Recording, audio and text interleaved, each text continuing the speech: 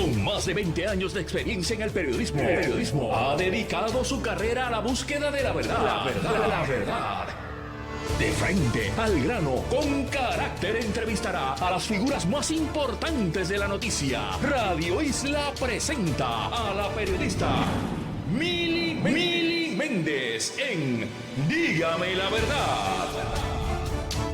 Muy buenos días, Puerto Rico. Bienvenidos a otra edición de Dígame la Verdad por Radio Isla 1320. Les saluda Mili Méndez. Gracias por conectar. Comenzamos de inmediato y es que en estos momentos los camioneros van a estar realizando una conferencia de prensa y quiero tener la oportunidad de hablar con uno de los líderes de los camioneros, Edwin Marrero. Buenos días, Edwin. ¿Cómo estás? Buenos días, Mili. Ay, no lo estoy escuchando. Buen día. Sí, te escucho de lejos, pero no te escucho aquí. Dame acá esto, discúlpame. Disculpen que estamos en vivo. Ahora, Edwin. ¿Me escuchas ahora? Sí, es que hay que ponerse aquí unos headsets nuevos que tenemos en el estudio. Edwin, sé que van a hacer una conferencia de prensa en estos momentos. ¿Cuál es la situación de los camioneros? Sabemos que ahorita escuchaba a uno de los integrantes de la Junta de Control Fiscal decir que la bola estaba en la cancha del presidente del negociado de transporte. Bueno, pues me imagino que están jugando ahora mismo, porque anoche la bola estaba en la cancha de la Junta de Supervisión Fiscal. Eso, lamentablemente, yo lo veo como una inmadurez política y administrativa de ambas partes. Decir que la bolita está aquí, que la bolita está allá, no, yo creo que eso es una falta de respeto a la inteligencia del transportista del país y al pueblo de Puerto Rico.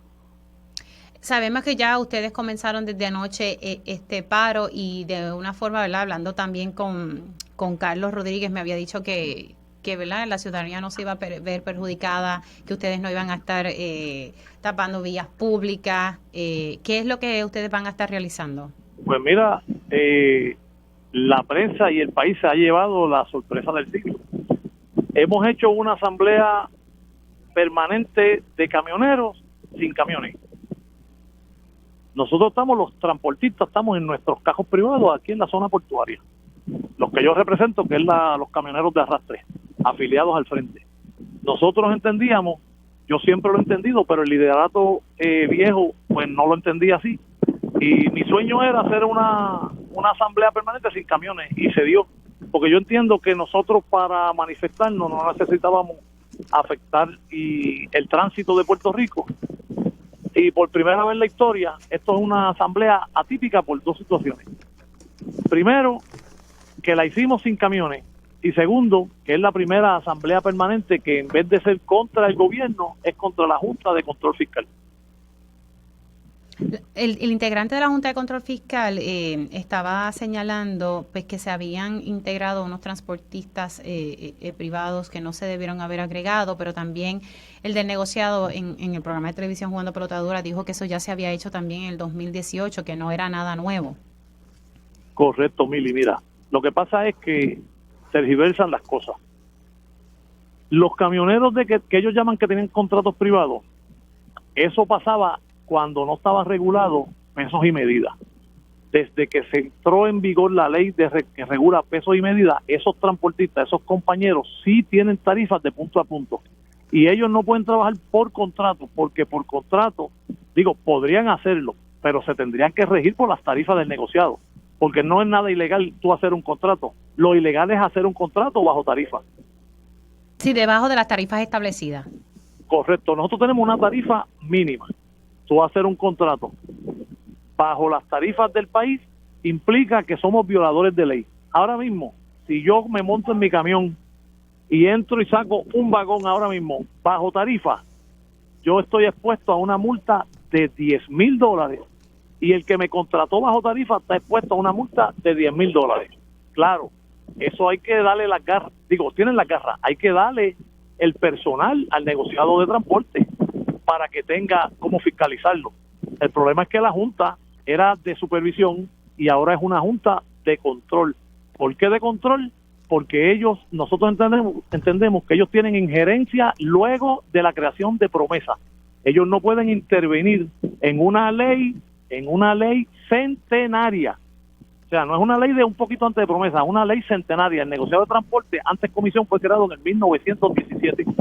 Si nosotros aceptamos eso y el negociado acepta eso y los legisladores aceptan eso, están aceptando que usurpen su deber ministerial de legislar. La Junta no puede legislar. O sea, pero entonces, si estamos teniendo esa situación con los camioneros fantasmas que están haciendo transporte por debajo de la tarifa establecida por el negociado de transporte. Pues si son fantasmas, están violando la ley 2 veces. Cualquier transporte público se tiene que regir por el negociado de transporte y otros servicios, y tiene que regirse a las tarifas. Ahí tenemos el caso de B. Suárez. Esto es increíble que B. Suárez dice que ellos no se rigen por las tarifas del negociado, pero sin embargo te ponen un anuncio que solicita camioneros independientes y el segundo requisito que le pone es que tengan los permisos del negociado de transporte. O sea, tú le exiges que el camionero cumpla su parte, pero la parte que le corresponde al cliente, ellos no la quieren cumplir. Así que, en efecto, estas tarifas también deben regir al sector privado, no solamente al público. ¿Por qué? Porque se requiere que a estos camioneros estén licenciados por el negociado de transporte. Todo transporte mediante paga está bajo el negociado de transporte. Bueno, y si buscamos esa misma teoría, bajo el negociado de transporte está la transportación de Uber, que es privado. Por eso, pero y también están regidos por nosotros. O sea, por el negociado de transporte. Uber está bajo el negociado. Sí, ese es el ejemplo que estoy dando. O sea, que sí. Eso es del sector privado que está regido por el negociado. ¿Cuál es el próximo paso a seguir, Edwin? Bueno, yo tengo que ir a la conferencia de prensa ahora. El próximo paso a seguir, ahora voy a jugar el ping-pong con ellos. La bola está en la cancha de la Junta. Pero la Junta dice que la bola está en la cancha del negociado. Bueno, pues que se pongan de acuerdo y cualquiera de los dos que nos llame a sentarnos a la mesa de negociación, estamos en la mejor disposición de hacerlo. ¿Alguna estrategia que ustedes vayan a estar anunciando ahora en la conferencia? No, y soy sincero, no he podido leer el comunicado porque pues tengo que sacar tiempo para atenderlo a ustedes, que es muy amable y siempre están cubriendo la noticia. Y te lo agradezco y agradezco, ¿verdad?, que hayan hecho una manifestación también de manera distinta en comparación con otras ocasiones. ¿Por qué? Porque pues el pueblo a veces no tiene que pagar las consecuencias de esta diferencia. Correcto, y nosotros somos parte del pueblo. Exacto, eso es así. Bueno, Edwin, te voy a soltar porque sé que tienes una conferencia de prensa. Luego, si puedes, me mandas el comunicado de prensa, ¿vale? Sí, gracias, Mili, muy amable. Cómo no, ahí ustedes escucharon a Edwin Marrero, líder de los camioneros. Y quiero tirar, porque es importante, antes de conectar, ya mismito se supone que el ingeniero Jaime Lafuente, presidente del negociado y otros servicios públicos, esté comunicándose aquí con nosotros por la línea directa. Me avisas, Edwin, cuando llame. Pero mientras tanto, me parece importante señalar lo que dijo Antonio Medina, integrante de la Junta de Control Fiscal. Vamos a tirar ese sonido, por favor. Estas son las historias que la redacción de Radio Isla 1320 trabaja en... Yo respeto al presidente del negociado, pero en su interpretación, él está expandiendo la regulación a áreas que no están reguladas hoy en día, que son del mercado libre. Se han reunido, y me tengo que ir a la pausa porque quiero seguir hablando de otros temas como la pensión, pero ¿se han reunido hoy con los camioneros o tienen algo pautado? Bueno, nos hemos reunido informalmente durante ayer y hoy, porque nos hemos visto en varios lugares. Tenemos que lograr que realmente nuestros representantes legales se comuniquen unos con otros, pero la cancha está en el regulador. El regulador es el que tiene que proponer una regulación. Sí, él es el que tiene que proveer una regulación que sea consistente con el aviso que hicieron en noviembre y las vistas públicas. Ahí ustedes escucharon, esto ocurrió ahorita en el programa Sobre la Mesa con la compañera Yolanda Vélez Arcelay. Y esta mañana estuvo hablando el presidente del Frente Amplio de Camioneros sobre esta situación. Edwin, vamos a tirar uno de los sonidos, especialmente sobre el que dice de los precios del acarreo. De todo ha ido subiendo. Además del costo de vida, como dijimos, ha ido subiendo. Y estos compañeros no han recibido ese ajuste, por ende, se ven apretados.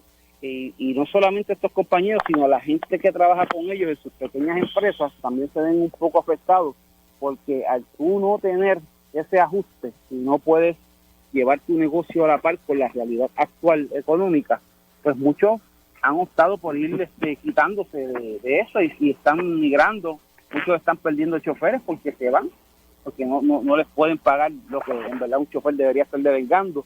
Y es un efecto negativo dominó a estas empresas que le han pasado todo el cargo, el costo, pero entonces no se le quiere hacer justicia. Y me sorprende que el señor de la Junta, que está ahora hablando, dice que en efecto hay que hacerle justicia, que hay que darle su tarifa, claro. Pero por otro lado se aguantan por el tema de los porteadores por contrato. Pues mira, hagamos esos lados, se discute en la mesa sencillo y que den paso a lo otro para que todos los compañeros puedan cobrar lo justo. Ahí ustedes escucharon a Carlos Rodríguez, presidente del Frente Amplio de Camioneros. Yo tenía previsto y tenía la entrevista ya cuadrada con el ingeniero Jaime Lafuente, presidente del negociado, y él juega un papel sumamente importante aquí. Su oficial de prensa me acaba de informar que al parecer lo llamaron de Fortaleza y por eso no consigue entonces ahora al presidente del negociado de transporte. Era importante poder dialogar con él sobre este tema. Vamos a ver si más adelante él puede entonces entrar con nosotros y puede dar su postura sobre esto, porque aquí Antonio Medina, integrante de la Junta de Control Fiscal, le dijo, no, la bola está en la cancha del negociado. Vamos entonces, bueno, si en efecto me dicen que lo llamaron de Fortaleza urgente, y me dijo que podía, pero esto fue... Bueno, vamos a ver si él puede conectar con nosotros. Pero mientras tanto, vamos a otros temas. Y ayer ustedes saben que luego de este programa, precisamente a las mismas 12, el panel que estaba compuesto en el verano del Tribunal Supremo de Puerto Rico, decide no ver el caso de Ricardo Rosselló, donde se estaba impugnando su domicilio. Ustedes saben que esto ha sido un capítulo sumamente largo. Quiero que el licenciado Jorge Martínez, quien ha sido abogado del comisionado electoral del PPD, me pueda explicar esto. Muchas personas, al final del día en Arrabichuela, lo que significa es que el ex gobernador Ricardo Rosselló se queda como delegado por el momento de la estadidad. Nada lo puede frenar por el momento que yo sepa. Así que le doy los buenos días al licenciado Jorge Martínez. ¿Cómo estamos? Muy bien, muy buenos días. Gracias por conectar con nosotros. Resumí bastante bien esa sentencia de ayer, ¿verdad? La resolución de este panel del Supremo. Ciertamente mejor que lo que yo escuché esta mañana a Ramón Rosario resumirla, ¿verdad? Bueno, pero Ramón Rosario está parcializado con eso. Correcto. Vamos a hablar en su justa perspectiva. Mira, en efecto, ¿verdad? Quizás tus radio oyentes no lo saben, pero de ordinario, en tiempos de receso, ¿verdad? El Tribunal Supremo constituye unas salas especiales, particularmente en verano, y había 5 jueces en esa sala especial. 3 de ellos votaron a favor de no expedir el certiorario, es decir, no vamos a ver los méritos del caso, entendemos que esto, y de hecho hacen una expresión que no explican, ¿verdad? Donde dicen, no lo vamos a expedir porque nosotros 3 entendemos que está esencialmente correcta. La jueza presidente, la jueza Oronoz, dice, yo expediría y es más, yo llamaría a los 3 jueces que no han participado porque este caso es de demasiado interés público y demasiado importante como para que no participe el pleno del tribunal. Y el juez Estrella escribió 50 páginas, fundamentalmente adoptando la postura de nuestros recursos, dando las razones, distinto a los 3 que dijeron que estaba sustancialmente correcta pero no lo explicaron. El que entiende que estaba sustancialmente incorrecta escribió 50 páginas explicando por qué. Esa parte de que estaba correcta sustancialmente, eso a mí me llamó la atención. Es como que está correcta a medias. La realidad es que pues yo no sé por qué utilizaron ese adjetivo. Sí me llama la atención, mi socio, el licenciado Luis Rodríguez Escudero, me estaba comentando ayer y tiene razón, ¿verdad? Si está sustancialmente correcta, ¿verdad? Y siendo el primer caso, la primera persona que exitosamente obtiene suficientes votos por nominación directa para acceder a un cargo electivo, debió haber el tribunal expedido el certiorari, y si está sustancialmente correcta, pues vamos a escribir una opinión diciendo por qué está sustancialmente correcta para que cuando suceda otra vez la misma situación, pues haya jurisprudencia del Tribunal Supremo que disponga del asunto.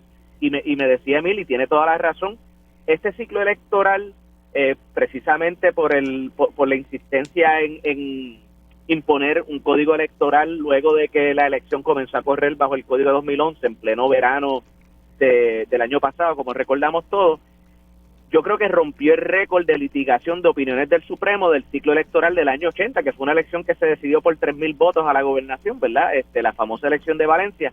Y el Tribunal Supremo aquí ha expedido certiorari en asuntos tales como la recusación de un elector en el municipio de Cataño, asuntos tales como la inclusión de última hora de un lenguaje en un manual para manejar voto ausente, ¿verdad?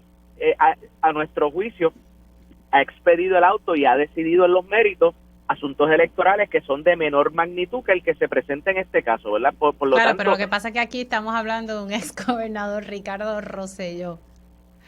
Yo creo que aquí nadie se atrevió a meterle caña. Y si eso es así, si esa es la conclusión, pues triste el caso, ¿verdad? De que todos somos iguales, pero algunos son más iguales que otros. Sí, vamos a hablar de, porfa, yo creo que merece darle espacio a la opinión del juez Estrella. O sea, nuevamente otra joya. ¿Qué le pareció a usted, licenciado? Pues el juez Estrella, que dicho sea de paso, ¿verdad? Nadie puede decir que escribió eso porque es popular. De hecho, fue nombrado por el PNP.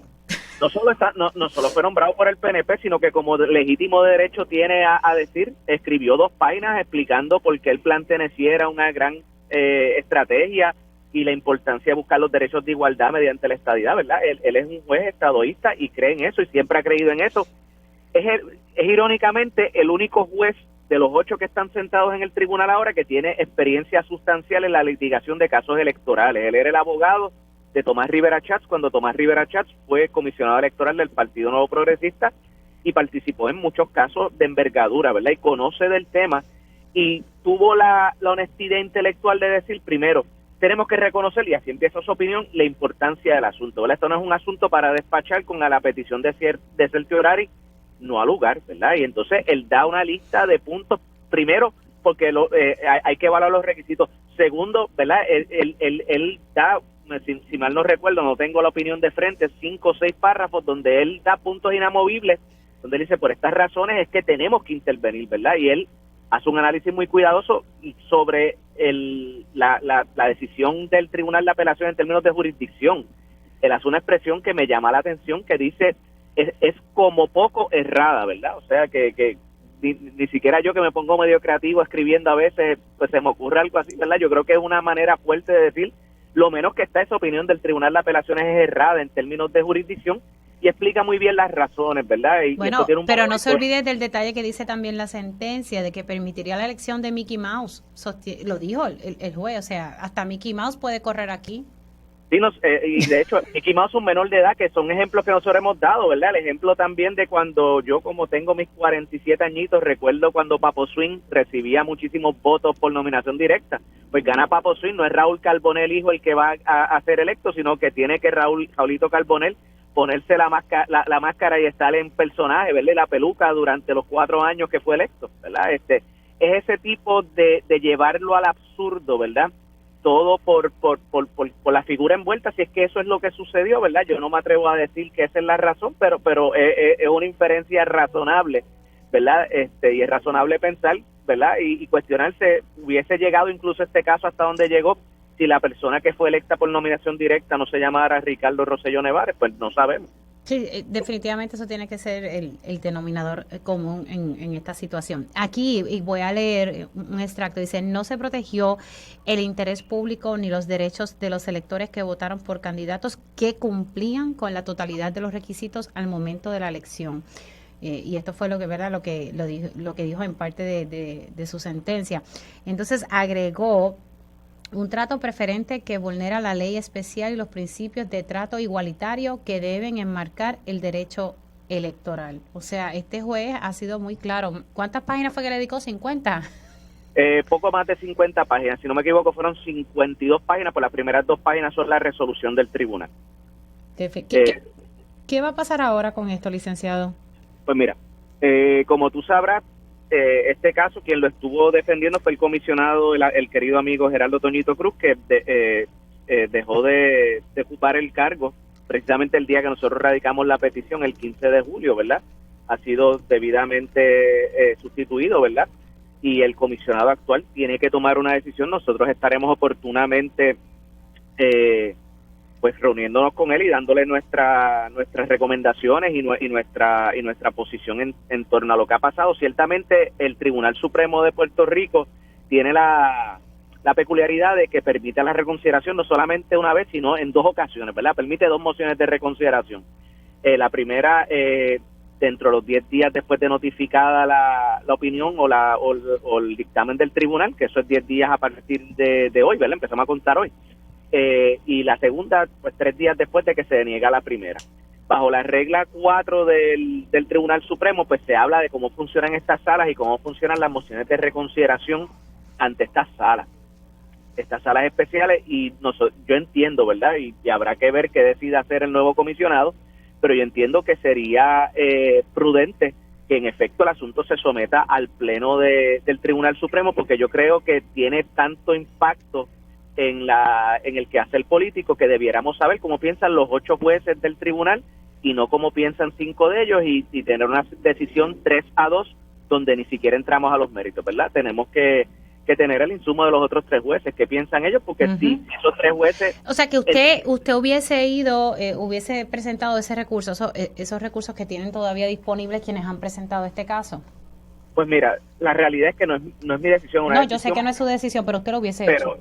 Pero yo creo que sí, ¿verdad? En principio vale la pena, si hay una forma de escuchar, ¿verdad?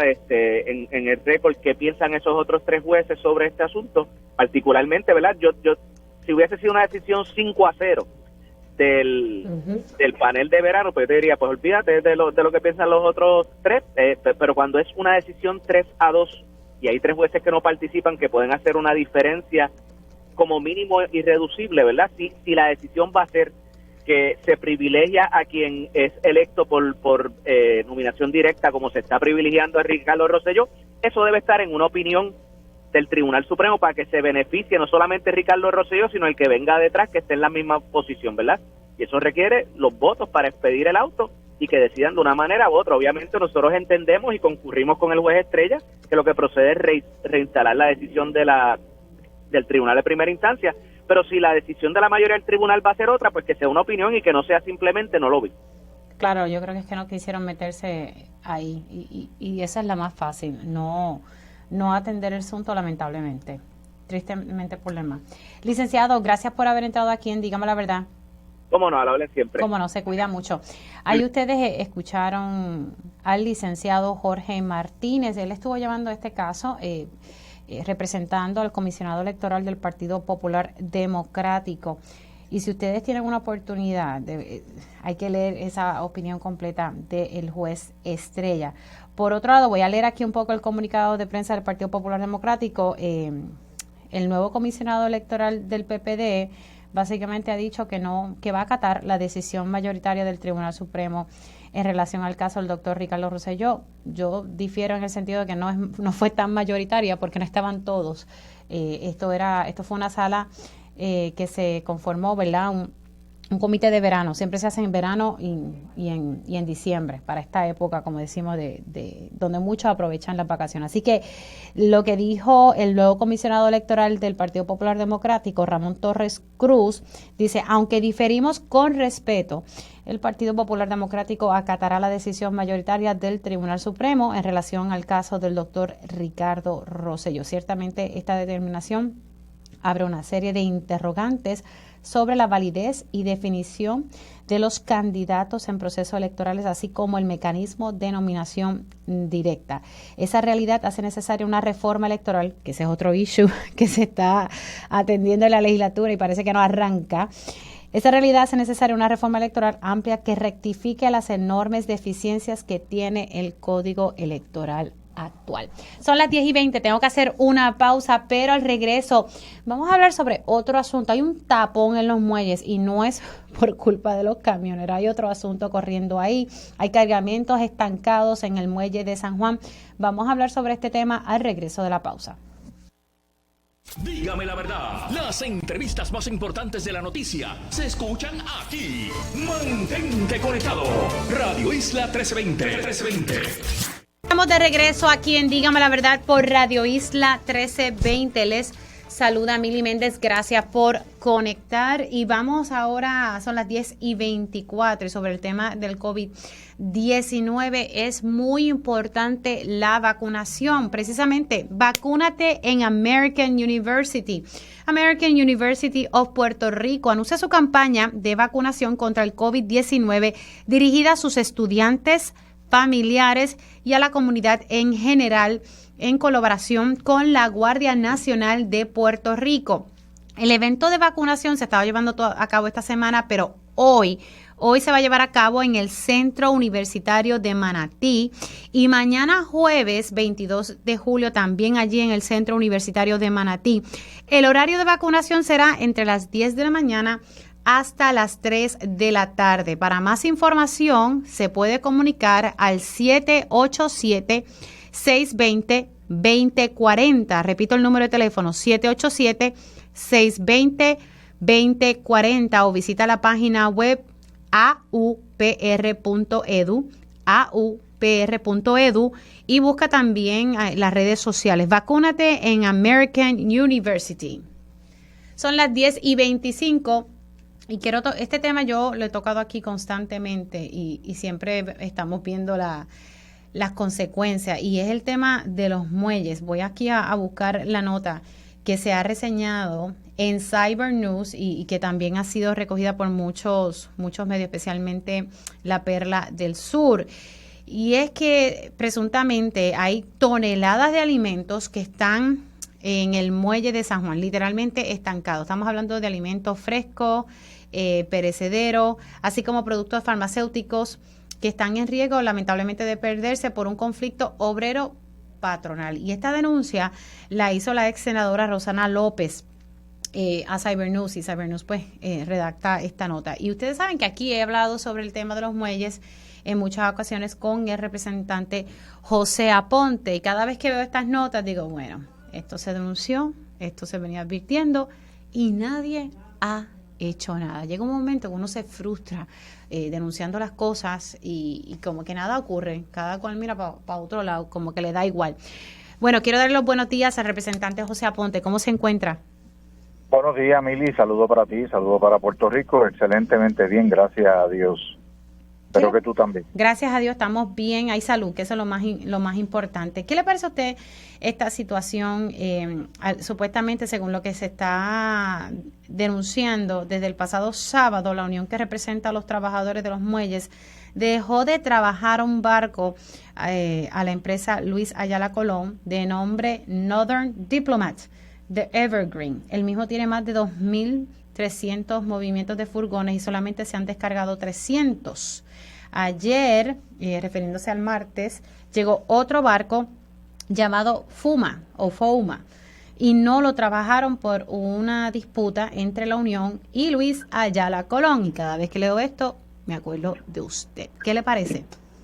Mili, sumamente lamentable, y esta situación la vivimos hace par de meses atrás, un domingo, cuando se llegaron de hecho fue un poco antes de Navidades, luego de el paso de una de las tormentas cerca de Puerto Rico, y se ataponaron, por decirlo así, en el muelle de Puerto Nuevo 6 barcos, y el grupo que da servicio de muelle, la Unión, en el conflicto que viene desde finales del 2019 sin un convenio colectivo, dijo aquel domingo, no vamos a trabajar, y habían 6 barcos en muelle y habían 2 afuera esperando autorización para entrar, y no fue hasta cerca de las 8 de la noche que llegaron a un acuerdo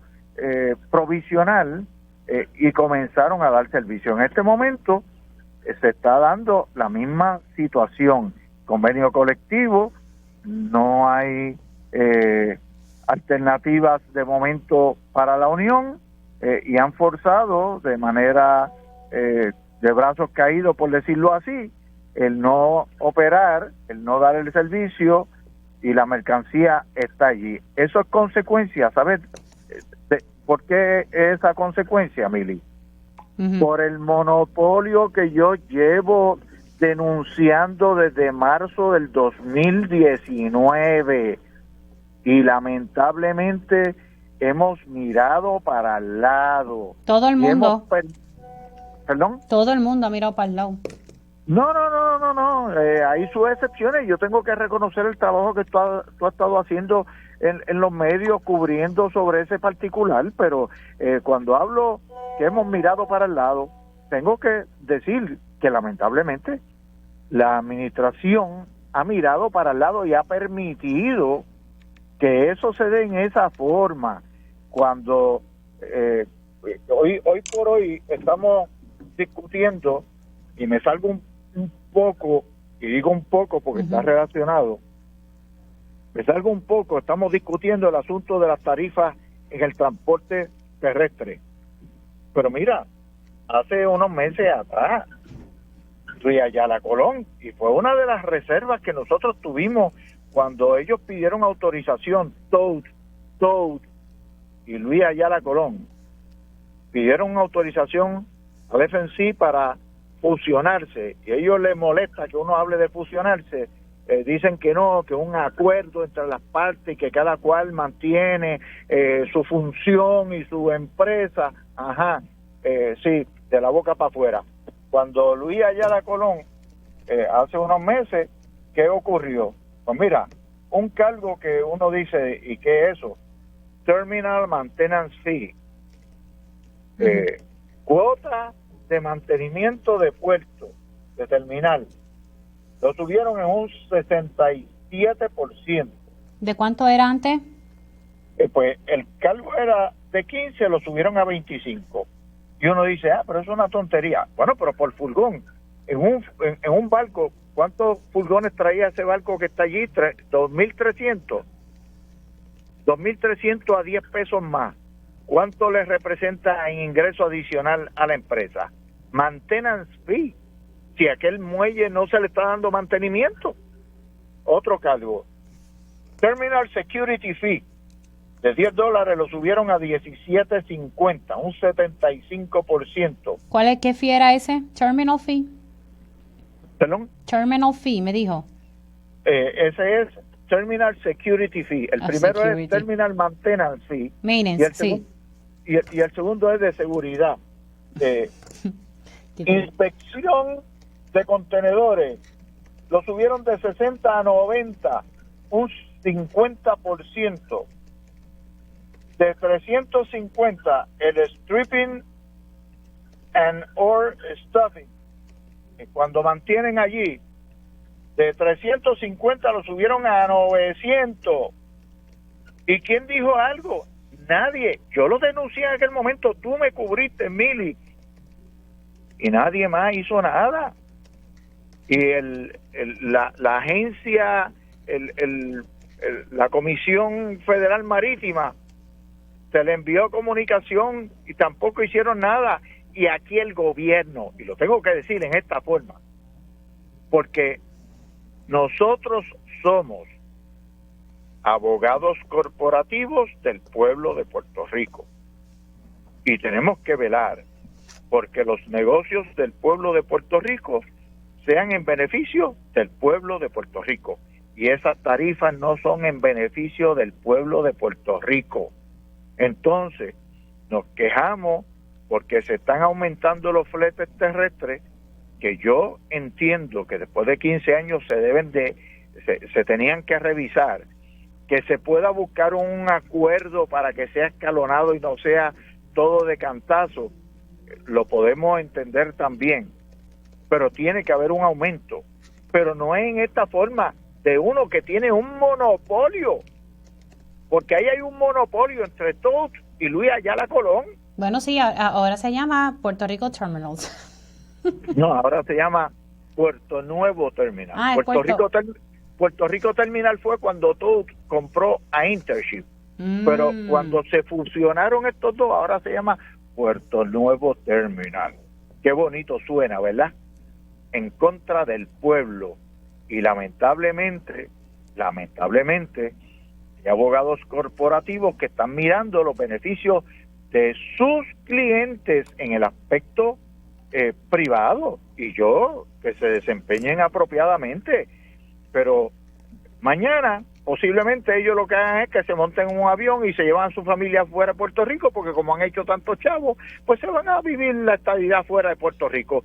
Pero nosotros que nos chavemos aquí, en el archipiélago de Puerto Rico, con J. Sí, imagínate, nosotros importamos el 80% de los productos.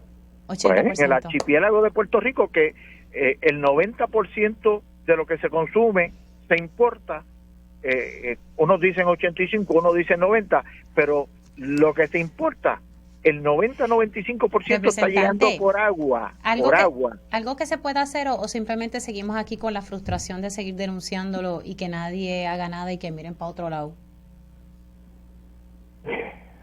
Mili, yo presidí una comisión el cuatrienio pasado y se estuvo citando a cada rato diferentes entes para que rindieran cuenta, y me pasaba denunciándolo y por lo menos se creaba la discusión. Lamentablemente, y yo sé que el representante Torres está enfocado primariamente en el asunto de Luma. Hay una resolución para seguir investigando sobre esto, pero no se ha corrido la misma. Sabemos que él tiene las manos llenas con el asunto de Luma. Ahora, y la división monopolística del Departamento de Justicia, y con esto me voy. Bueno, pero la división de asuntos monopolíticos del Departamento de Justicia lleva a cabo una investigación.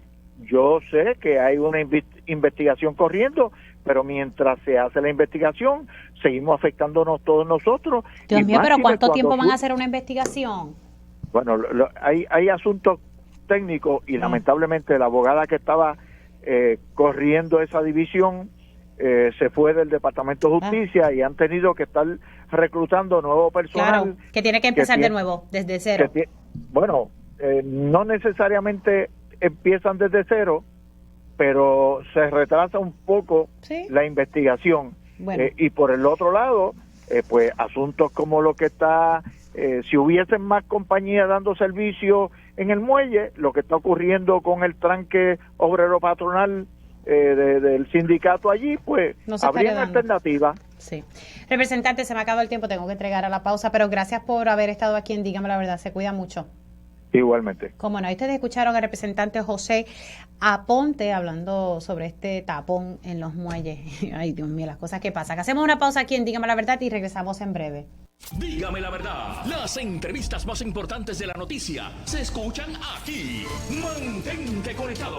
Radio Isla 1320. Y ya estamos de regreso aquí en Dígame la Verdad por Radio Isla 1320. Les saluda Mili Méndez. Gracias por conectar. Son las 10:43.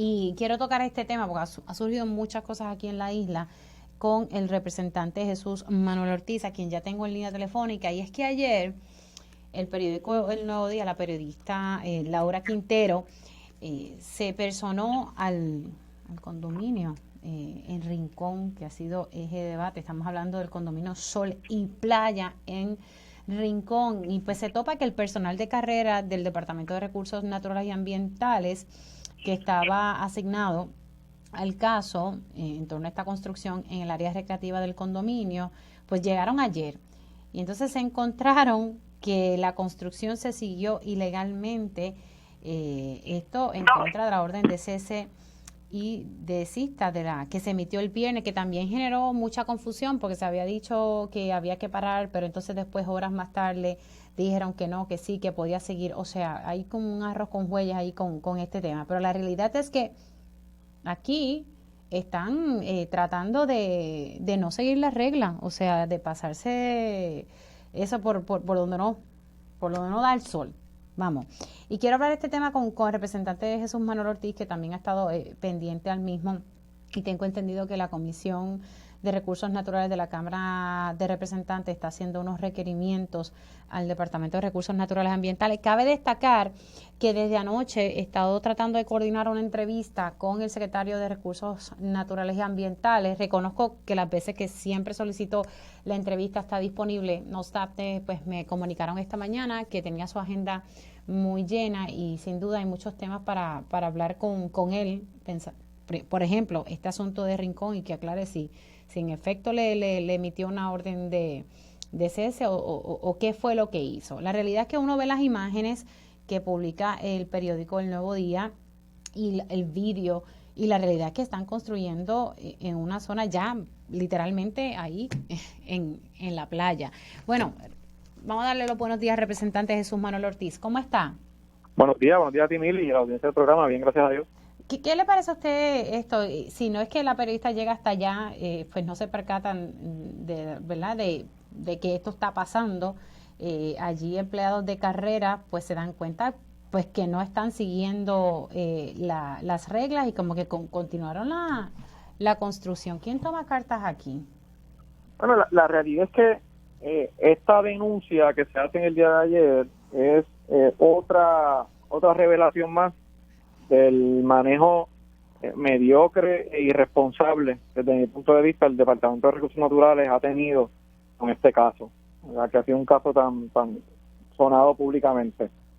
Aquí lo que vemos es a un condominio, ¿verdad? Una entidad violando, según los propios empleados del Departamento de Recursos Naturales. Esto no es una opinión mía ni tuya como periodista. Aquí hay unos empleados que están haciendo un planteamiento de que hay una violación directa a una orden del Departamento de Recursos Naturales, y la pregunta que yo me tengo que hacer es ¿cuál ha sido entonces la posición del secretario de esa agencia a raíz de esa conducta de ese condominio?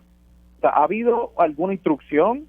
¿Ha ordenado el cesidecista, ha ordenado ir al tribunal para defender, para dar a respetar su agencia y proteger los recursos naturales, o continúa en una actitud que desde mi punto de vista ha sido irresponsable en el manejo de este caso, Mili? O sea, cuando miramos todos los elementos, aquí lo que se trata es de que se está construyendo con datos altamente cuestionables. O sea, ellos están utilizando un permiso hace más de 20 años bajo el alegato de que es una reconstrucción de una piscina que evidentemente ya no está allí porque estaba colocada en un área donde el mar, en un evento atmosférico, la destruyó. Por lo tanto, empecemos por establecer que estaba en un lugar inapropiado. Evidencia de eso es que no está hoy, a raíz del incidente de María. Claro, desde el principio. Entonces, no hay que ser un experto en el tema ambiental, que no pretendo serlo, ¿verdad?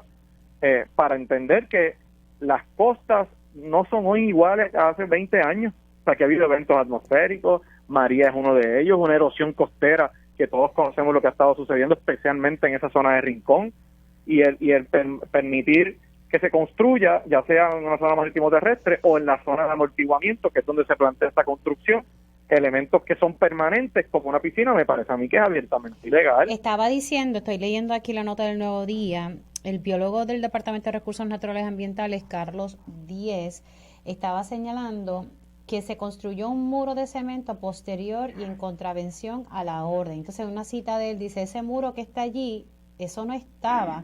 Y entonces agregó, todo lo que es arena está cobijado por la protección, y esas varillas y ese cemento va a haber que removerlo. Entonces, se sigue citando conversaciones que escuchó la periodista, donde pues se acercaron a donde los empleados del Departamento de Recursos Naturales, y uno de los obreros le respondió, aquí vinieron los vigilantes del Departamento de Recursos Naturales Ambientales y no nos dijeron, no nos dijeron nada. No dijeron nada. O sea que aquí todo el mundo está diciendo cosas distintas.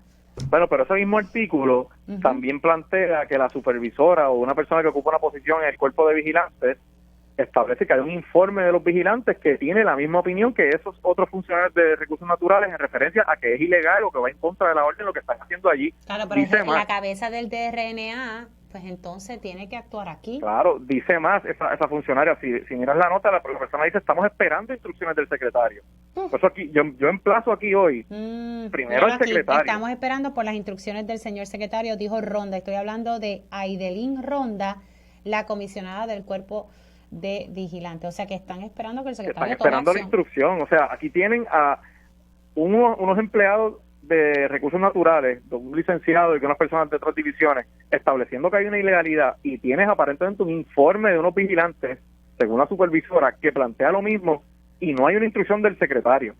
O sea, por eso yo emplazo aquí hoy al secretario de Recursos Naturales a que se exprese sobre esta controversia, si él va a permitir que violen las órdenes del departamento de manera temeraria, como aparentemente sucede en este caso, a menos que él entienda que sus empleados y el personal del departamento están haciendo expresiones incorrectas, pues si es así, que lo diga públicamente y diga los datos como son. ¿Qué está haciendo la legislatura? Porque yo sé que usted está muy al pendiente de este tema.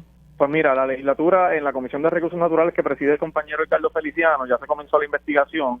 La semana pasada tuvimos allí a la persona de OCPE que trabajó el permiso, que después terminó renunciando el día siguiente a la vista, porque evidentemente lo que se reveló durante la vista plantea un conflicto de interés de esa persona serio. Mili, aquí teníamos a un empleado que comenzó a trabajar en OCPE el 3 de mayo y que menos de 30 días después le quitó el caso de este condominio a la persona que lo tenía a cargo, se lo autoasignó él y autorizó el documento que tenía que autorizar, y no dijo que una de las personas involucradas con el condominio, el asesor ambiental, era su socio en una corporación.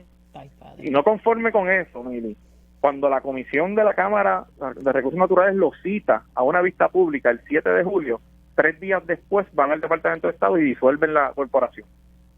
O sea que aquí hay señalamientos que se virtieron en esa vista que son suficientes para hacer referidos y evaluar posible conducta antiética de parte de estos funcionarios. Lo que pasa es que al parecer tiene buen padrino, porque no se han tomado cartas en el asunto. Yo creo, Mili, y lo he dicho y te lo quiero repetir aquí, a mí me parece que el gobernador tiene que intervenir en esta situación. Bueno, cuando llegue de vacaciones. Yo creo que si de verdad quiere proteger nuestros recursos naturales, tiene que comenzar por solicitarle la renuncia al secretario de Recursos Naturales, que no conforme con lo que ha hecho el departamento en este caso, emite una orden y 2 horas después la enmienda para prácticamente dejarla sin efecto. ¿Qué pasó en esas 2 horas? Pues eso es lo que tienen que explicar. Una llamadita, alguien dio una llamadita. Representante, gracias por haber estado aquí en Dígame la Verdad. Ustedes escucharon al representante Jesús Manuel Ortiz. Hacemos una pausa, regresamos en breve. Próximo en Radio Isla 1320. Vamos a estar dialogando sobre los temas del país con mi panel de mujeres, y vengo con una denuncia de una escuela en el municipio de San Juan que está completamente en el abandono, y le están pidiendo al secretario de Educación que por favor tome cartas en el asunto. Conéctate a radioisla.tv para ver las reacciones de las entrevistas en vivo. En vivo. Esto es Dígame la Verdad con Mili Méndez. Y ya estamos de regreso aquí en Dígame la Verdad por Radio Isla 1320. Les saluda Mili Méndez. Ya estamos comenzando la segunda hora de este espacio. Quiero aprovechar ahora, antes de pasar con mi panel de mujeres, y es que me llegaron unas fotografías y unas denuncias. Estuve hablando con maestros de la escuela Víctor Párez Collazo. Me están señalando que esta escuela, y tengo entendido, y según aparece aquí información sobre la escuela, es una escuela elemental que está ubicada en San Juan, en el área de Hyde Park, y pues pertenece al programa de escuela abierta del Departamento de Educación. Me dicen que tiene que ver que es una escuela con niños de educación especial. Pues vamos a mostrarle las fotos, si el señor director me las poncha, y la información que me están trayendo es que la escuela no está en condiciones. Miren la piscina. Diantre, da asco.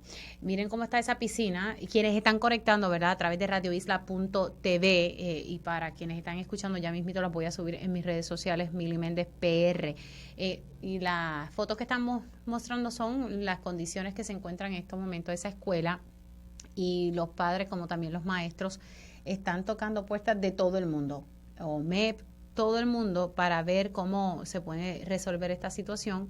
¿Por qué? Porque la escuela no está en condiciones para el inicio escolar, que está previsto a mediados de agosto. Así que los maestros de la escuela Víctor Párez Collazo y también los padres pues piden intervención del secretario del Departamento de Educación para ver cómo se puede agilizar la cosa. Ayer vimos cómo unos 27 maestros en una escuela en Barceloneta no habían cobrado, o sea, trabajaron en el programa de verano y no habían cobrado. Hoy el secretario le estaba comentando al compañero Julio Rivera Saniel que ya tuvo que intervenir. ¿Por qué? Porque otros no hacen su trabajo, tiene que...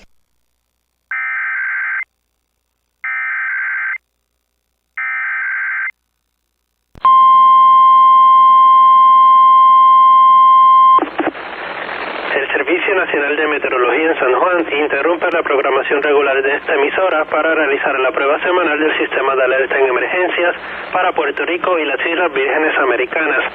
Durante situaciones de emergencia, esta alarma será activada. La prueba se realiza los miércoles entre las 11 y 12 del mediodía si las condiciones del tiempo lo permiten. De no ser así, se llevará a cabo el próximo día con buen tiempo.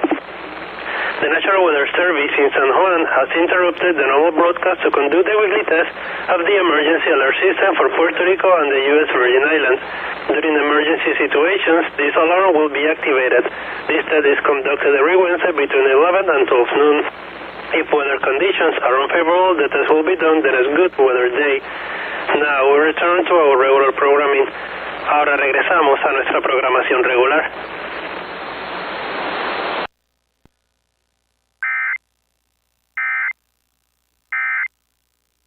Poquito, se los voy a agradecer. Siendo las 11:01, ahora voy con ellas. Ellas llegan a defender firmemente su postura ante los asuntos del país. Ahora, llega nuestro panel de mujeres en Dígame la Verdad. Y ya tengo a mi panel de mujeres que hoy está compuesto por Eda López. Eda, ¿cómo estás? Pues mira, yo estoy muy bien, pero yo creo que hoy nos van a tener que dar 3 horas para el programa. Bueno, hoy comencé a tiempo. Hay veces que me tardo en ciertas cosas y comenzamos un poquito más tarde, pero mira, hoy comenzamos a tiempo, así que tenemos una horita para poder discutir los temas del día.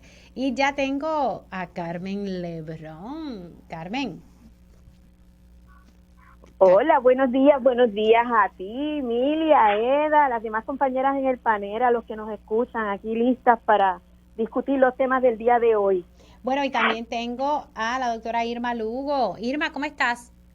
Bien, Mili, saludos Eda, saludos Carmen, así que me alegra mucho saludarles a todos y todas. Bueno, reclutadas todas. Vamos a arrancar con el tema con el que abrí en la mañana de hoy con la situación de los camioneros y me gusta ser justa en este análisis porque los camioneros, especialmente el Frente Amplio de Camioneros, lleva tiempo, y lo digo porque a cada rato lo entrevistaba en este espacio, llevaba tiempo diciendo, mira, tenemos esta situación, nos vamos a ir a paro, que ahora se llama Asamblea Permanente, pero llevan advirtiendo que las tarifas y todo esto, el origen es que en diciembre se estableció un reglamento con unas nuevas tarifas. Las tarifas no se habían aumentado yo creo que en unos 15 años, según mi recuerdo, y pues se implementó un aumento, se hizo un reglamento que se tuvo que traducir también para entregárselo a la Junta de Control Fiscal. La Junta de Control Fiscal entiende que esos aumentos no se deben dar y que no se debe incluir al sector privado, pero la realidad es que el negociado de transporte sí entra en asuntos del sector privado, lo hemos visto, un ejemplo es Uber. Lamentablemente no pude conectar con el presidente del negociado de transporte porque lo llamaron a Fortaleza y estoy segura que tiene que ver con este asunto. Aquí, en Sobre la Mesa, el integrante de la Junta de Control Fiscal, Antonio Medina, dijo, la bola está en la cancha del negociado, pero el negociado ya ha dicho que sí, el transporte privado desde el 2018 se había incluido. Así que vemos que el pueblo está aquí como en medio de este tostón, aunque reconocemos que los camioneros no han paralizado el país como en otras ocasiones de mi memoria, que recuerdo los camiones por toda la avenida Kennedy y que uno no podía moverse. Han abogado por utilizar una estrategia diferente y me parece bastante bien. Pero entonces vemos aquí que la Junta le pasa la papa caliente al negociado y no sé, estamos aquí todos secuestrados en medio de este asunto. Eda, comienzo contigo. Pues mira, Miri, primero, de verdad, saludos a las compañeras, a Irma. Siempre tú me tienes una sorpresita bien linda. Ah, no, yo siempre, ¿verdad? Ay, sí, yo quiero mucho a Irma. Un abrazo. Mira, Mili, yo he estado viendo Radio Isla desde que me levanté y todos los caminos conducen a la Junta. Todos. En todos los caminos, por lo menos esa es el mantra que dice la administración y es lo que nos llega de otros procesos, etcétera. Así que a mí me parece que en vez de plantearnos poner parcho, porque es cierto, hace falta un aumento en esas tarifas, hace falta, por ejemplo, un aumento al magisterio que hace 13 años no recibe aumento. Aquí hacen falta un montón de aumentos de corregir unas injusticias en términos de los ingresos de las personas y tenemos que protestar, pero la raíz de todo la tiene, y lo tengo que decir, ¿verdad? La tiene la colonia, porque si no fuéramos colonia no nos hubiesen impuesto una junta de control fiscal y entonces todos los nos hubiésemos evitado que todos los elementos que en este momento son críticos conducen a la Junta de Control Fiscal. Y yo voy a hacer también una mención a la entrevista tuya con José Aponte. A mí me pareció bien interesante que José Aponte estuviera denunciando todas las cosas esas que existen en el monopolio de los muelles. La gente no se ha dado cuenta de que ese monopolio es muy peligroso precisamente por lo que él dijo, que el 90% de las cosas las importamos. Pero a mí me pareció que él está bien desubicado, porque si él es estadista y conoce el meollo de qué es lo que está pasando, y ellos alegadamente tienen unas excelentes relaciones en Washington, D.C., ¿por qué no abogan porque se resuelva el estatus colonial de una manera seria? Porque eso nos está fastidiando. Esto es colonia pura y dura. Sí, definitivamente, ¿verdad? Hay un asunto del estatus aquí, pero fíjate, él ha estado denunciando, él y también Rosana López, para ser justa, han estado denunciando esta situación y en el mismo partido ni le han hecho caso. Y él mismo lo dice, han mirado para el lado. Porque no les importa, porque hay unos intereses ahí, él lo dijo claramente, los intereses. Los mismos intereses del condominio de Rincón. Nena, ya mismito entramos con ese tema. Eso que pasó el viernes, es que alguien dio una llamadita. Si sabemos cómo funcionan las cosas aquí. Ellos cuando hacen maldades se esconden. Tú sabes, voy con Carmen ahora. Bueno, yo tengo que decir, empezando por lo que dice Eda, en términos de que aquí todos los sectores necesitan mejores salarios, aumentos en sus ingresos. Yo creo que eso es algo que está establecido, sobre todo cuando estamos hablando del empleado común, o sea, que no estamos hablando de posiciones altas, sino que son los empleados que mueven la economía día a día. Y el sector de los camioneros ciertamente es un sector medular para la economía de Puerto Rico y para el bienestar del pueblo. Así que en ese sentido yo valido cualquier reclamación que se haga en torno a estar en mejores condiciones y recibir mejores ingresos. Igualmente quiero felicitar porque cuando se comenzó el discurso de que iba a haber un paro que luego se convierte en una asamblea, recuerdo yo que la persona que entrevistaste ahorita, que se me escapa el nombre, José Aponte, ¿te refieres? No, el de los camioneros. Edwin, sí. Él fue bastante fuerte en sus expresiones, incluso un poco exhortaba a la ciudadanía a que se prepararan porque no se iba a mover un camión y no se iba a mover las mercancías. Me acuerdo que hablaba hasta de las gasolineras. Y un poco ese discurso, no, cuando yo lo escuchaba, decía, puede tener un fin bueno, sin embargo, el método que está utilizando puede que pierda la simpatía del pueblo, porque el pueblo ha sufrido bastante, y de momento encontrarse con que va a tener que utilizar los fondos que le queden en sus cuentas para reabastecer su alacena y tener gasolina disponible, sobre todo los envejecientes, ¿verdad? Que sabemos que sus economías son limitadas, y crear un caos de terror en el sentido de que pues todo el mundo pensara me voy a quedar sin alimentos o me voy a quedar sin gasolina para poder producir, pues yo creo que no era la mejor forma de llevar el mensaje que ciertamente ellos son parte del pueblo también y que sabemos que están pasando por momentos cruciales, ¿verdad? Sin embargo, tengo que aplaudirlo porque no siempre pasa eso. Y yo creo que él escuchó, él se dio cuenta que quizás ese mensaje no era el más adecuado o que a lo mejor eso no era lo que él quería causar. Quiero verlo desde el lado positivo. Y cambia entonces un poco la estrategia, incluso cambia la estrategia de cómo hacer el paro, que convierte en asamblea y que incluso no utilizan sus camiones para el tráfico, que ustedes saben que eso es una pesadilla cuando ponían los camiones y se formaban aquellos únicos tapones bastante grandes. Sin embargo, fueron sensibles con el pueblo, sin dejar de levantar su voz por sus condiciones y sus derechos. Y en eso hay que aplaudirlos porque ellos fueron, y yo creo que eso también hay que reconocer, una pieza clave mientras estuvimos en la emergencia del huracán, para que se movieran los alimentos y se movieran los artículos de primera necesidad a través de la isla. Ellos fueron los primeros que dijeron presentes para ayudar a la ciudadanía.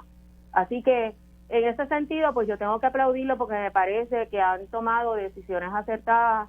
Por otro lado, pienso que ciertamente la imposición de la Junta ha traído unos contratiempos a nivel económico a Puerto Rico en todos sus niveles.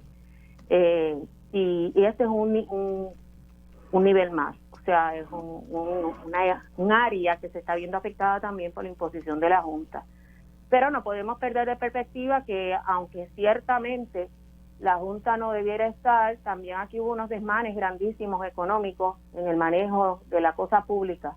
Así que no quiero decir con esto que no los merecemos, pero a veces nosotros tomamos decisiones que no son las mejores y nos llevan a unas conclusiones que ciertamente nos penalizan aún más.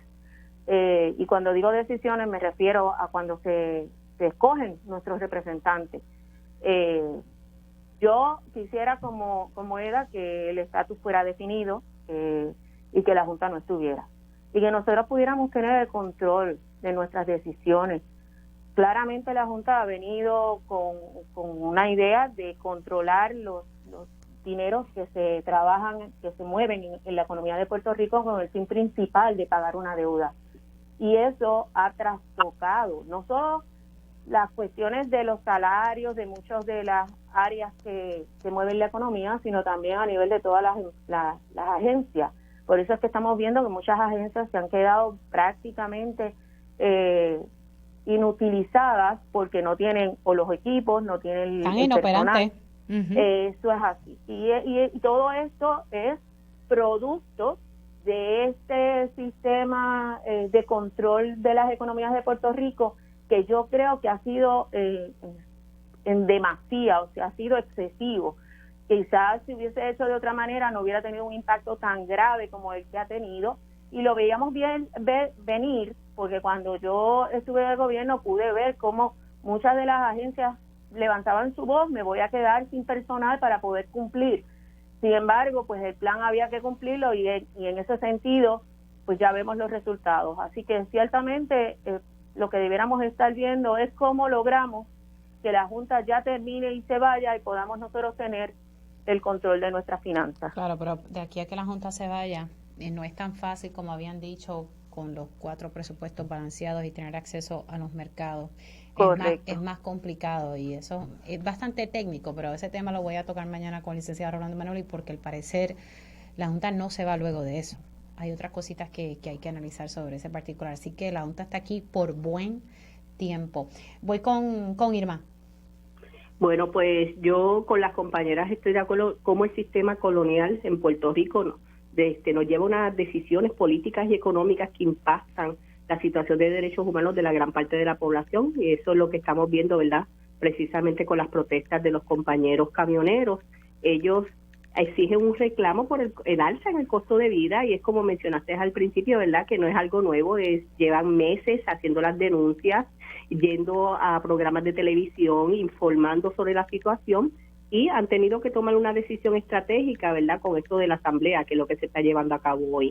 También a nivel de país, yo creo que hay unas estrategias a largo y corto plazo, precisamente para cuestionar, ¿verdad? Y romper con el sistema colonial, cómo nos afecta, y la Junta de Control Fiscal demuestra claramente cómo está entrando en unas áreas que afectan y no toman en consideración la situación del pueblo, no les importa.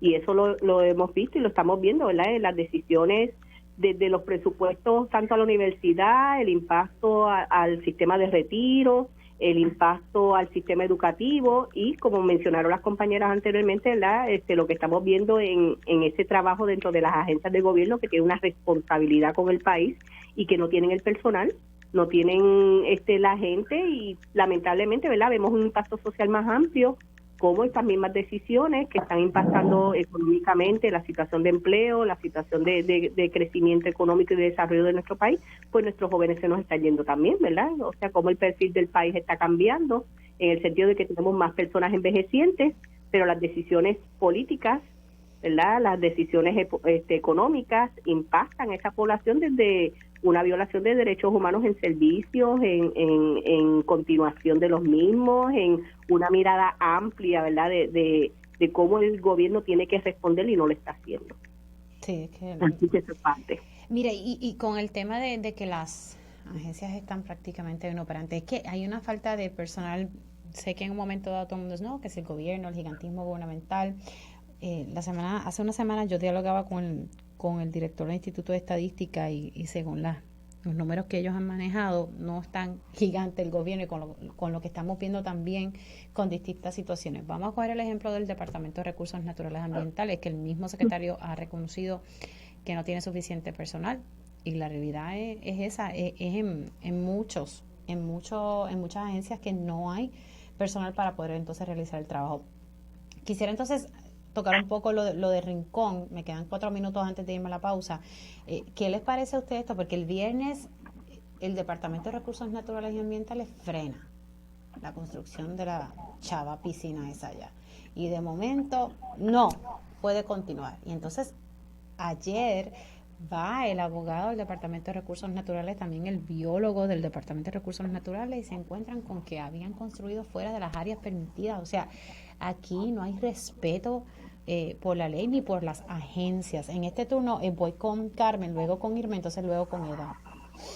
Bueno, no nos deben sorprender, porque yo recuerdo haber escuchado una entrevista que le hicieron a la abogada que representa los intereses del condominio, en donde ella decía que ellos tenían los permisos, que ella tenía los documentos en orden y que nadie podía interferir con esos permisos, y que ellos no iban a detenerse porque ellos tenían autoridad o permiso en ley para poder continuar los trabajos. De hecho, yo misma dije, bueno, pues entonces van a continuar. Así que no debió haber sido una sorpresa para el Departamento de Recursos Naturales, porque esto se dijo a nivel público y yo lo oí en esa entrevista. Por lo tanto, yo creo que fue un poco que no fueron asertivos en ir inmediatamente a ver qué era lo que iba a seguir ocurriendo, porque ya se había advertido por la abogada del condominio que ellos tenían todos los documentos según ella en regla, y por lo tanto ellos podían continuar, que no había nadie que pudiera intervenir o interferir con eso, porque ellos tenían todo en regla. Por otro lado, pues ya sabemos, o sea, sin personal, sin los recursos adecuados, pues todos los servicios, como ya dijimos, en las agencias están siendo más lentos, menos efectivos, y en el Departamento de Recursos Humanos, de Recursos Naturales, me consta que hubo unos recortes y que se afectó bastante. Así que ciertamente, pues yo pienso que el personal está haciendo lo más que puede. Pienso que debe haber más voluntad en evaluar qué es lo que está pasando allí. Yo, como tú, pude ver las fotos y me parece que sí están siendo construidos en la parte terreno de la parte de la playa, que no debiera haber construcción ahí, y evidentemente si ya la primera piscina se la llevó el mar, pues ciertamente si estamos construyendo en el mismo sitio, estamos construyendo en terreno del mar. Pero aquí las cosas pasan lento, muy lento, demasiado lento, mientras que los intereses de privados y con algún tipo de poder, pues corren mucho más rápido que el gobierno. Irma. Pues mira, a mí sinceramente este tipo de cosas me está terrible por la cuestión de cumplimiento, ¿verdad? Con el Departamento de Recursos Naturales, veo que hay una falta de visión como tal de país, ¿verdad? De las preocupaciones que tenemos que tener sobre la situación amplia de cómo el cambio climático nos está afectando en Puerto Rico y eso no lo estamos viendo. Y esta situación específica del condominio, yo no soy abogada, pero pienso, como en otros momentos, se recurre a los tribunales y se piden estas órdenes de cese y desista mientras se dilucida las situaciones, ¿verdad? Así que hay también una mirada que nos afecta como país, porque esto es algo específico en un entorno, en una situación, pero según ellos lo hacen, cualquier otra persona puede agarrar la misma idea y seguir haciendo lo mismo. El elevador está bien. Voy con Eda, tengo un minutito para sobre el tema. Sí. Okay. Bueno, mira, aquí hay varias cosas. En primer lugar, siempre hemos señalado que la impunidad es uno de los problemas que nos ha llevado a esta crisis de gobernanza que tenemos. Aquí en este país hace mucho tiempo que dejaron de rendir cuentas.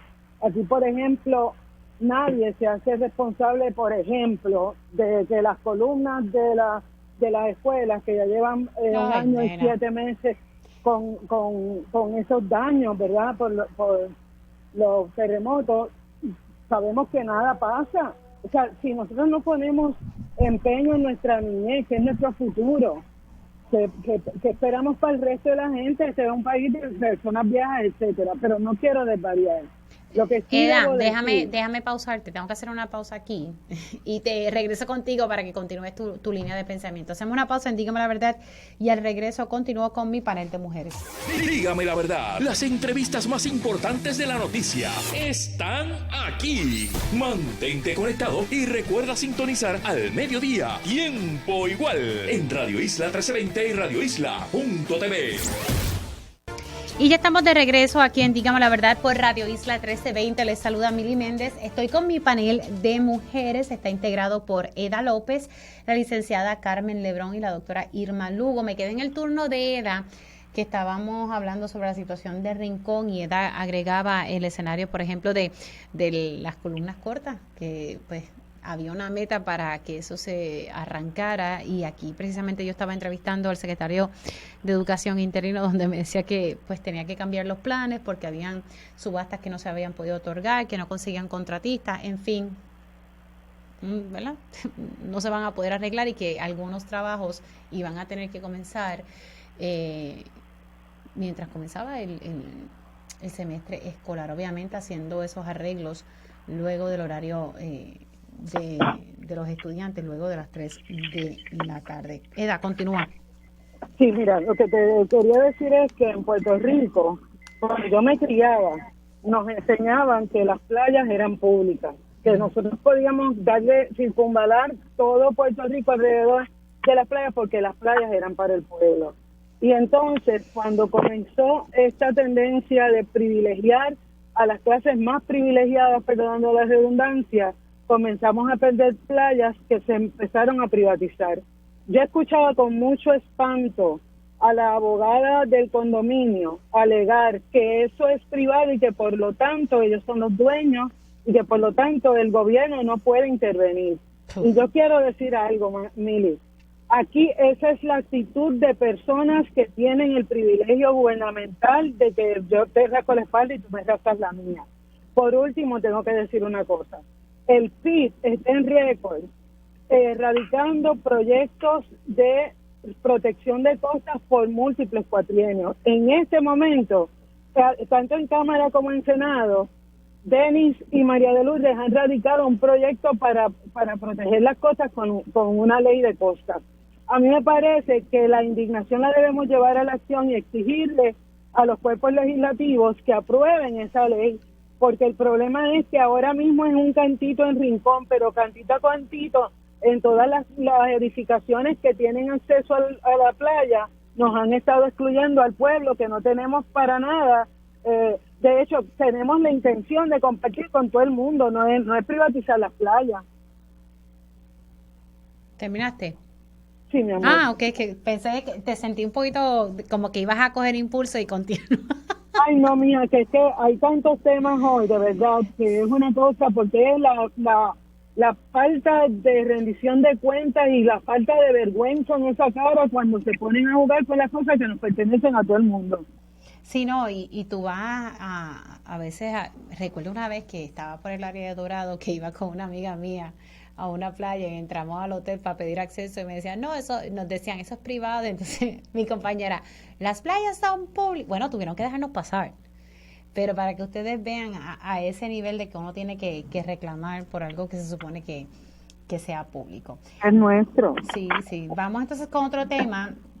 Y aquí el Centro de Periodismo Investigativo sacó algo interesante que quiero pues discutir con usted. Dice, sin fiscalización, los programas de desvío para agresores por la Ley 54. Esta es una nota de Cristina del Mar Quiles. Esto se publicó el 15 de julio.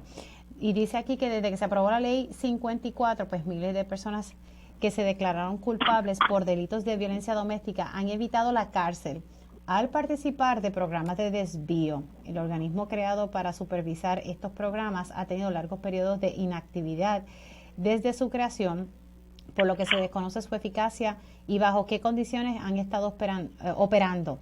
Y ahora que me acuerdo, en un momento dado, cuando tuve la oportunidad de entrevistar a la Procuradora de las Mujeres, Lelcy Boria, este fue uno de los temas que tocamos, y yo creo porque Eda me lo había comentado, que no estaban operando estos programas de desvío de la manera, algunos estaban sin licencia, si mi memoria no me falla, unos estaban sin licencia y entonces pues no se estaba fiscalizando de manera adecuada. Entonces agrega aquí la nota que el hombre que confesó haber asesinado a Andrea Ruiz Costas estuvo en uno de estos programas y su récord criminal quedó limpiecito para que volviera al ataque nuevamente. Y ya lo vimos tristemente. Comienzo en este turno, le toca a Irma, luego voy con Eda y luego voy con Carmen. Pues Mili, esa investigación que presentaron los compañeros del Centro de Periodismo Investigativo creo que es excelente y contextualiza, ¿verdad?, parte de las denuncias que han estado haciendo las organizaciones feministas en Puerto Rico sobre la situación precisamente en el seguimiento a los casos y como vemos lamentablemente en el ejemplo, ¿verdad?, del caso de Andrea Cristina, cómo el récord de esta persona es borrado porque es uno de los privilegios que tienen estas personas cuando se someten a estos supuestos programas, ¿verdad? La denuncia de la falta de evaluación y fiscalización de los programas, porque entiendo que parte del área de corrección y llevaba más de 10 años que eso no estaba en cumplimiento. Exacto. Así que creo que es una de las responsabilidades que el Comité de Pares debe estar mirando, y me imagino que lo deben estar mirando las compañeras que están participando, pero no es una evidencia más, ¿verdad?, de la impunidad que hay a nivel del sistema, de la falta de ese compromiso gubernamental, ¿verdad?, y de la asignación gubernamental en el sentido de dar seguimiento a estas situaciones y del trabajo necesario que hay que hacer precisamente sobre todo lo que tiene que ver con la orientación y la educación sobre los temas de violencia de género, pero específicamente, ¿verdad?, las personas que participan en estos programas, cómo vemos la inefectividad de los mismos, y más si no están recibiendo, ¿verdad?, ese seguimiento, esa evaluación, esa fiscalización de lo que se espera, ¿verdad?, del cumplimiento con este tipo de proyectos. Voy contigo, Eda. Pues mira, yo leí el artículo y me indignó mucho. Me indignó mucho porque nosotros planteamos que el machismo, una de las maneras de destrozar ese machismo y que podamos alcanzar la equidad es precisamente bregando con los agresores y con los mazarranes. Entonces, yo le voy a recordar al pueblo una cosa. En el 2018, que fue cuando la colectiva nos convocó para el plantón feminista por la emergencia en violencia de género, en diciembre, un mes más tarde, la procuradora, con bombos y platillos, anunció que ella la habían escogido presidenta de la Junta reglamentadora de esos programas de desvío y que de los 28 solamente uno tenía licencia. Cuando le preguntamos de qué se trataba la licencia, pues mira, la licencia realmente no se trata de evaluar el contenido de los programas de desvío, ni de cómo van a transformar esa persona durante los 2-3 años que dure ese programa en una persona no agresora, en una persona que por lo menos piense que las relaciones interpersonales no pueden ser a los burrunazos. Entonces, eso fue en diciembre del 2018. Pasó diciembre del 2019, pasó diciembre del 2020, y si la dejan en esa silla, a la que aspira a la silla de jueza del Tribunal de Apelaciones, vamos a llegar a diciembre del 2021 con una persona que no rinde cuenta sobre por qué ha perdido tanto tiempo en implantar un buen programa de desvío que nos pueda garantizar que las cosas que le pasó a Andrea, que pagó con su vida, la falta de información, la falta de protección, que no ocurra más nunca. Y yo te he dicho muchas veces, Mili, que cada vez que nos matan a una, nos sentimos que nos desgarran el alma. Y a mí me parece que cada vez porque no hay justificación, vamos, desde siempre no ha habido justificación, es una papa caliente que todo el mundo se pasa y todo el mundo sabe lo que hay, pero nadie se hace cargo. Así que a mí me parece que tenemos que mirar muy concienzudamente, no solo sobre qué carecemos desde el Estado, sino que desde mis compañeras que son feministas, activistas, cómo vamos a lograr que eso se cumpla, al menos, por lo menos, como lo hacemos fuera del gobierno, porque el Estado, imagínate que el Comité Padre se creó porque la misma procuradora no estaba haciendo el trabajo, y qué bueno, pero esto no es normal, esto no es normal. Voy ahora con Carmen. Bueno, yo me voy a unir a lo que dicen las compañeras y antes de comenzar mi presentación quiero también enviarle un abrazo a Irma, que ahorita lo pasé por alto y no se puede pasar por alto, el mismo cariño para todas. Pero quiero quizás entrar en que la gente entienda qué es ese desvío y por qué es tan importante que estemos hablando sobre él. El desvío se crea como parte de la Ley 54, fue uno de las imposiciones o de las presentaciones que hace la legislatura dentro del proceso de aprobación de la Ley 54 como un mecanismo para darle una oportunidad a aquellos que fueran imputados bajo la Ley 54 y que pudieran caer en una convicción, para darles una oportunidad de reeducarse y modificar su conducta de agresividad, tal como dijo Eda hace unos minutos. Esto es fundamental porque todas las que estaban trabajando en aquel momento con la ley tenían muchas inquietudes, porque todas sabemos que la Carmen, conducta no me mates, tengo que irme a la pausa, no te voy. Quédate ahí. Regresamos, tengo que hacer una pausa, pero regreso con la ex procuradora, la licenciada Carmen Lebrón, porque lo quiero destacar para que la gente sepa que estás hablando con un conocimiento detallado porque ocupaste ese cargo. Hacemos una pausa y regresamos en breve. Dígame la verdad, las entrevistas más importantes de la noticia están aquí. Mantente conectado y recuerda sintonizar al mediodía, tiempo igual, en Radio Isla 1320 y radioisla.tv. Y ya estamos de regreso aquí en Dígame la Verdad por Radio Isla 1320. Les saluda Mili Méndez, son las 11:41 de la mañana y nos quedamos sobre el tema que había sacado el Centro de Periodismo Investigativo sin fiscalización, los programas de desvío para agresores por la Ley 54. Básicamente, pues, está inactivo desde su creación y se trae a este momento de que la persona que confesó haber asesinado a Andrea Ruiz Costas estuvo en uno de estos programas de desvío y su récord criminal quedó limpio. El turno lo tenía la licenciada Carmen Lebrón, quien fue procuradora de las mujeres. Carmen, continúa tu línea, porfa. Cómo no. Pues les decía que como parte entonces de la aprobación de la Ley 54 se incluye que se le dará, es un privilegio básicamente, a la persona agresora que resulte convicta o se declare, ¿verdad? Declare que acepta la imputación de delito, se le va a dar la oportunidad a desviar el proceso a lo que se conoce como un programa de reeducación y readiestramiento para personas agresoras con el propósito de modificar su conducta. En la mayoría de los casos, pues la conducta machista, todos lo sabemos, todas aquí lo sabemos, y que pues terminado su proceso en esa, yo le llamo escuelita, pues el agresor debiera salir reeducado.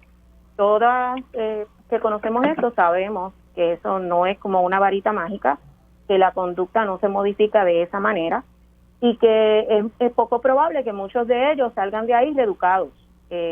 Yo diría que la gran mayoría de ellos no salen reeducados. Prueba de esto, pues un solo caso podemos mencionar es el de Andrea, pero yo les puedo asegurar que hay muchos más casos donde se reincide la conducta de violencia doméstica aún después de haber participado en un programa de desvío. ¿Por qué es tan importante? Bueno, pues es bien importante porque muchos de los que se acusan por la ley 54 se acogen a este beneficio y terminan con su récord limpio porque si cumplen con la escuelita y llevan evidencia al tribunal, su sentencia queda archivada para propósitos de lo que es su récord penal, o sea, su récord de conducta. Solamente se reactiva ese expediente cuando vuelve a incurrir en una conducta delictiva al amparo de la ley 54 de violencia doméstica y se utiliza para la reincidencia, es decir, para evitar que vuelva a caer en un desvío. Les tengo que decir que yo sé de algunos casos que eso no ha funcionado de esa manera y el individuo ha solicitado el desvío nuevamente y no se levanta el récord, ¿verdad? Esos son errores que se ocurren durante estos procesos. Esto se agrava con el hecho de que la ley que establece estos programas o estas escuelitas, como le llamo yo, para hacerlo más sencillo, establecen que va a haber una junta que es la que va a estar velando por el cumplimiento y que pues obviamente cada una de estas entidades cumpla con un currículo particular dirigido a la modificación de conducta y pues debiera estar vigilando también que haya evidencia de que en efecto son efectivos y que los resultados están siendo lo que alegadamente se esperaba por la legislatura de aquel entonces cuando se aprobó la ley 54. El problema está en que esta junta está compuesta por 7 miembros y estos 7 miembros son nombrados por el gobernador con el consejo y consentimiento del Senado. Entre esos 7 miembros hay un espacio, hay un puesto que es para la procuradora de la mujer. Si no se ha nombrado esa junta, pues no hay supervisión. ¿Qué pasa? En varias ocasiones esta servidora logró comunicarse o reunirse con el secretario de Corrección, quien es el que está a cargo, o sea, Corrección está a cargo de esos programas de reeducación para empezar a tomar la rienda de estos programas porque sabíamos que muchos de ellos no tenían licencia y los que lo tenían, como dice Eda, son licencias que realmente no van a los méritos de la calidad del servicio que se está dando por esta escuela. Yo me atrevo a decir que cada escuela tiene su propia idea o concepto de lo que debe educar o llevar de información a la persona agresora. O sea que ni siquiera en eso hay uniformidad. Al empezar a investigar qué era lo que estaba pasando, nos damos cuenta que esa junta no tiene todos los nombramientos, todas las personas que debieran estar nombradas. Yo, como parte de lo que hoy les presento, le llevo el mensaje a mis compañeras de pares que tal vez fuera uno de los puntos que debiera revisarse mediante enmienda, escoger esta junta de otra forma. Los puestos que ocupan o las posiciones que están o forman parte de esa junta, si uno lo lee, pues tampoco va a los méritos de lo que nosotros debiéramos pensar, son personas que son duchas en la materia, ¿verdad? Porque no se les requiere, solamente se les requiere ciertas profesiones, pero no, de lo que he podido revisar, no hay más que eso. Yo por lo menos entiendo que debiera haber más participación de personas que en efecto conocen lo que es un agresor, una persona agresora al amparo de la ley 54. Y yo les tengo que decir que si bien es cierto, yo no estoy muy clara de que en efecto estos programas de rehabilitación o de reeducación logren lo que se promulga, si no tienen la suficiente fiscalización y no se revisan esos currículos, pues peor aún. Y prueba de eso, pues ya lo hemos visto con Andrea como un ejemplo. Y hago ese énfasis porque yo les aseguro que hay muchos más casos. Esto realmente se ha convertido en una forma de evadir la imposición de una sentencia en su pleno vigor cuando uno está enfrentando, una persona agresora está enfrentando cargos al amparo de la ley 54, y ciertamente el tribunal ya lo hace de manera básicamente automática. O sea, tú no has tenido delitos previos de ley 54, tú te quieres acoger al desvío, pues te vas a declarar culpable con esa idea, se refiere al oficial probatorio, allá le hacen una evaluación, recomiendan el desvío, pasa por el desvío, paga las clases porque él tiene que pagar o ella tiene que pagar una cuantía para ir a esa escuelita por cada clase, ¿verdad? Y una vez cumple, nada ha pasado, se borró de tu récord, tú no tienes eso en tu récord, básicamente. O sea, ¿vale la pena tener entonces ese programa? Porque todo lo que he escuchado es como que no vale la pena. Yo no creo en ese programa. Si la pregunta es a mi persona, pues yo no creo en ese programa. No creo porque sé que la conducta de una persona agresora no se cambia de la noche a la mañana ni con 2 o 3 clases, y menos si es una condición, porque si fuera que la persona dice yo reconozco que soy de tal forma y yo quiero cambiar, pues tal vez estaríamos hablando de otra cosa. Me queda literalmente un minuto, quiero entonces que las otras compañeras me contesten la pregunta, Irma, y luego voy con Eda, ¿sabes? ¿Vale la pena tener este programa? Pues mira, yo creo que no. Lamentablemente debe haber una revisión de lo mismo, porque si a través de los años no hay un seguimiento, no vemos una efectividad, vemos lamentablemente que mucha gente se acogería a este tipo de programa para seguir en la impunidad, porque si se le borra el expediente, pues imagínate, todos van a querer irse por ese tipo de programa. Exacto, y si no hay una efectividad como tal en la evaluación de los que dan estos servicios, pues yo creo completamente que esto hay que eliminarlo. Eda. Pues mira, yo pienso que antes de eliminar el programa hay que mirar cuál era el efecto que queríamos lograr para sustituirlo, no eliminarlo, porque hace falta, mucha falta, intervenir con los agresores, porque el problema es que si pasó el programa hace 20 años, tiene dentro de sí el germen para volverlo a hacer y necesitamos cortar ese ciclo. Bueno, vamos a ver qué entonces ocurre, porque la realidad es que está inoperante. Compañeras, gracias por siempre estar disponibles. Se me cuidan mucho. Son las 11:50, me voy a una pausa, pero al regreso, tiempo igual.